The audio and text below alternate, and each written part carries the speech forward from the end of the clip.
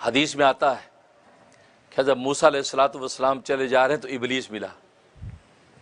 कहा कि आप अल्लाह से हम कलाम होते हैं, सारी दुनिया की बातें करते हैं, हमारी दरख्वास्त भी वहाँ पहुँचा दी। क्या दरख्वास्त है?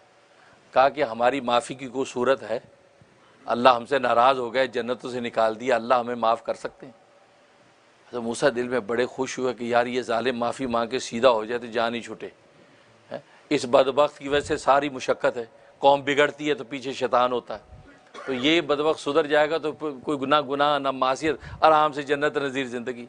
कहा कि हाँ ठीक है मैं बात करता हूँ। कहा हमारे लिए माफ़ी की कोई शक्ल निकलवाओ, पता करो अल्लाह। अब ये गए, अल्लाह से हम कलाम हुए। अब कलाम करने के बाद भूल गए ये पूछना कि इबलीस की माफ़ी की क्या शक्ल है, तो वापस लौटने लगे तो अल्लाह ने कहा ए मूसा किसी का कोई पैगाम था? तो फ़ौरन याद, या अल्लाह हाँ रब आप दाना और बीना हैं, वो इबलीस ने मुझे कहा था कि वो माफ़ी, हाँ बिल्कुल उसको का माफ़ी हो सकती। अब मूसा अलैहिस्सलाम बड़े खुश किए तो अल्लाह के यहाँ भी गोया कि ओके हो गया कि रब्बे ज़ो जलाल माफ़ी कैसे होगी?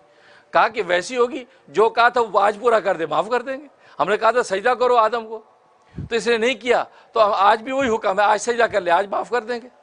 पहले भी आदम का पुतला ही पड़ा था तो हमने कहा सजदा करो, इसने इनकार कर दिया। अब आज आदम उसी तरह कब्र में पड़ा, आज सजदा कर दे, हाँ उसको माफ़ कर दे।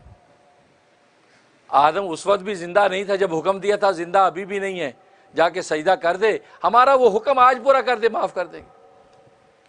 मूसा अलैहिस्सलाम बड़े खुश हुए कि भाई इतना आसान नुस्खा, कोई लंबी शर्तें नहीं है, जल्दी से वापस आए। अब बेचैन है कि भाई इबलीस को ये खुशखबरी सुनाओ।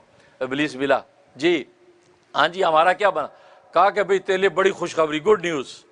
कहते क्या? कहा कि अल्लाह ने कहा जो चीज़ उसने उस वक्त कही थी वो उस वक्त तूने पूरी नहीं की, आज पूरी कर दो, माफ़ी हो जाएगी। आदम को सजदा करना था, वो सजदा आज कर दो, माफ़ी हो जाएगी। तो इससे कहका लगाया, इबलीस ने कहका लगाया। देखो जब मत मासियत गुनाह पड़ता मत मारी जाती, अकल मारी जाती। क्या लगा? क्या लगा मूसा आप भी बड़े भोले हैं, बड़े भोले हैं। उस वक्त जन्नतों में अल्लाह के पास होते हुए मैंने अल्लाह का हुक्म नहीं माना, तो अब यहाँ मैं दुनिया में आके हुक्म मानूंगा, मैं सजदा करूंगा तो आदम को। वहाँ सजदा मैंने नहीं किया जन्नती कुर्बतों में जाकर, और यहाँ मैं दुनिया में सजदा करूँगी इसको? नहीं, को और रास्ता बताइए, ये का और गायब। तो बात हुई है कि जब बदबख्ती लिख दी जाती है, और वहाँ बदबख्ती क़यामत तक के लिए लिख दी गई थी, इसलिए उसकी माफ़ी की क्या सूरत बनती? तो अल्लाह तबारक व तआला तो इतना रहीम है कि इस इबलीस के लिए भी रास्ता निकाला कि जो हुक्म उस वक्त तुझे दिया था तूने माना नहीं, आज अगर मान लेगा आज तुझे माफ़ कर देंगे। तो बंदे को माफ़ नहीं करेंगे? ये बंदा कितने गुनाह कर ले अल्लाह को थका नहीं सकता।